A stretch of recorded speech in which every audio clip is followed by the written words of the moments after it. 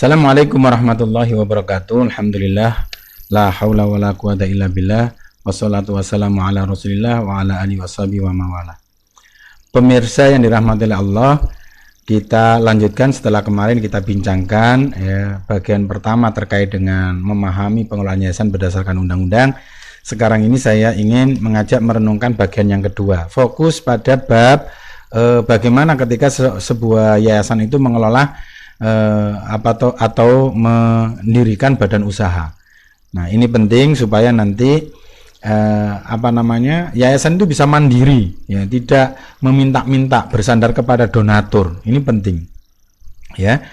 Nah, saya ingin mengajak melihat pada pasal 7 ya. Di pasal 7 itu diberikan ketentuan bahwa ya pasal 7 ayat 1 itu dinyatakan bahwa yayasan itu dapat mendirikan badan usaha yang kegiatannya sesuai dengan maksud dan tujuan yayasan. Ya, misalnya kalau kita kegiatannya adalah ingin memberdayakan masyarakat, bisa saja kemudian kita bikin sebuah badan usaha yang di situ ya kegiatannya adalah memasarkan ya produk-produk hasil pemberdayaan masyarakat, dan ini bentuknya perusahaan yang kemudian dikelola secara profesional dan profit ya, itu sangat mungkin. Nah, yang kedua yang perlu kita pahami adalah yayasan itu dapat melakukan penyertaan dalam berbagai bentuk usaha. Jadi kita bisa bermitra dengan perusahaan yang sudah jalan, yang sudah jelas profitnya. Lalu sebagian kekayaan yayasan itu kita sertakan sebagai modal usaha kepada perusahaan yang sudah jalan ini. Nah, tapi pertama catatannya harus yang bersifat prospektif, memberikan peluang untuk keuntungan yang lebih jelas ya, karena sudah jalan. Yang kedua adalah tidak boleh memberikan penyertaan kepada seluruh modal yang dimiliki, seluruh kekayaan yang dimiliki oleh yayasan. Paling banyak itu ditentukan adalah 25% dari jumlah kekayaan keseluruhan. Jadi kalau yayasan kita ini punya 100 juta ya kekayaan, ya entah sumbernya dari kekayaan yang dipisahkan saat mendirikan atau dari infak, dari donasi, ya 100 juta itu kita boleh maksimum 25 juta untuk disertakan sebagai modal usaha kepada mitra perusahaan yang sudah jalan. Nah, itu boleh. Ya.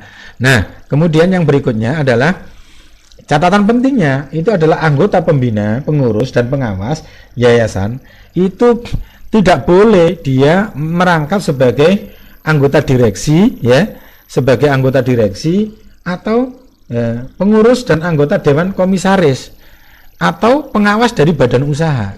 Ya, jadi pembina, pengurus, pengawas yayasan itu tidak boleh ya masuk dalam strukturnya badan usaha yang didirikan.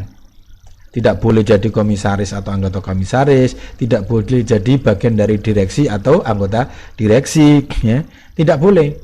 Nah, ini yang saya sebutkan di bagian pertama itu perlu ada mental sosial yang cukup ya. Kalau tidak nanti bisa menjadi sengketa itu ya, karena ada hasil usaha berupa uang ya yang bisa diperebutkan memang ya gitu. Nah, ini penting ya. Jadi itu bagian yang harus kita pahami bersama-sama ya, tentang ketika kita membuat badan usaha ini ya. Nah, berikutnya ya terkait dengan pendirian yayasan ya. Jadi tentang anggaran dasar ya, dan keterangan lain yang ada dianggap perlu di pasal 14 itu. Jadi akte pendirian yayasan itu memuat anggaran dasar, keterangan lain yang dianggap perlu. Nah, biasanya Bapak Ibu di anggaran dasar ini nggak kita siapkan dengan baik ya, sehingga kadang-kadang kita nggak tahu isi anggaran dasarnya yayasan yang kita dirikan. Nah, ini fatal ya, ini fatal. Nah, itu tidak boleh ya. Nah, di dalam akte itu yang perlu kita pahami adalah sekurang-kurangnya memuat nama ya. Nah, maksud dan tujuan serta kegiatan ya. Ini kadang-kadang kita nggak jeli di situ. Nah, ini harus diperhatikan apa maksud dan tujuan kita ini serta kegiatannya apa nanti. itu harus dituangkan dalam akte ini supaya nanti tidak ada kegiatan yang kita lakukan yang di luar yang tertuang di akte. Nanti itu menjadi persoalan, ya. Kita melakukan kegiatan yang tidak ada dalam akte kita, ya.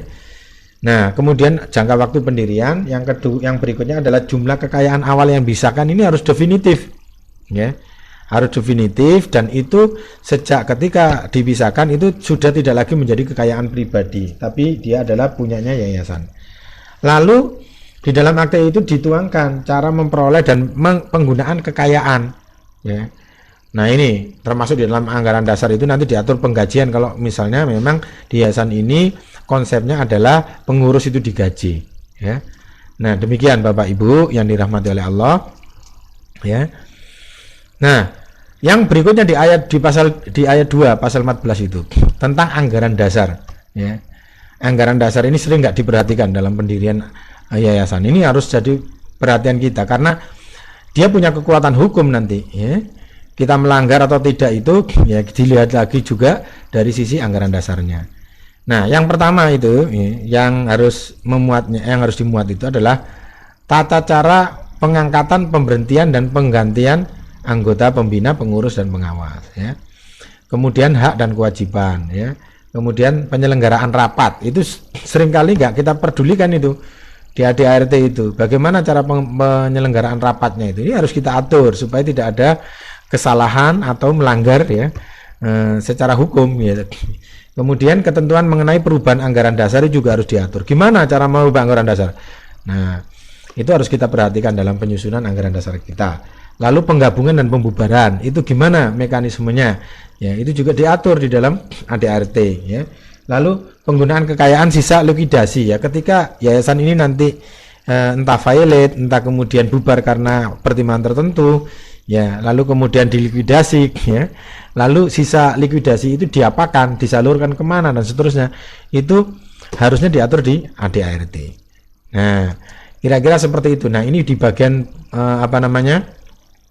di bagian yang sering kita lupakan, ya, bahwa yayasan itu, ya, boleh mendirikan badan usaha, lalu yayasan itu harus mengatur dirinya di ADART, itu sering dilewatkan, ya.